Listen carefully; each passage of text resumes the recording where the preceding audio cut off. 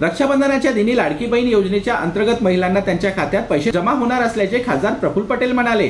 ज्याप्रमाणे भाऊ आपल्या बहिणीला रक्षाबंधनाला काही उपहार देतो, त्याचप्रमाणे सरकारच्या माध्यमाने सर्व बहिणींना उपहार स्वरूप त्यांच्या खात्यात पैसे जमा होणार आणि त्यावर बहिणींनी सुद्धा आपला आशीर्वाद आम्हाला दिले पाहिजे, अशी अपेक्षा प्रफुल्ल पटेल यांनी मतदारांकडून केली आहे।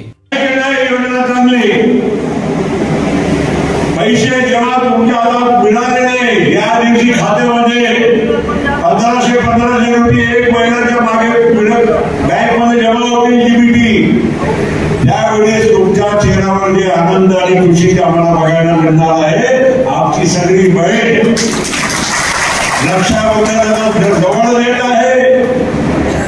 रक्षाबंधनच्या आमच्या म्हणजे सरकारकडून तुम्हाला प्रेमाचा उपहार बहिणीला द्यावा लागते ना, राखी बांधते तेव्हा ते सरकारने आधी काढून टाकला, तर राखी बांधताना आशीर्वाद तरी बहिणींनी दिला पाहिजे अशी आम्ही अपेक्षा करतो।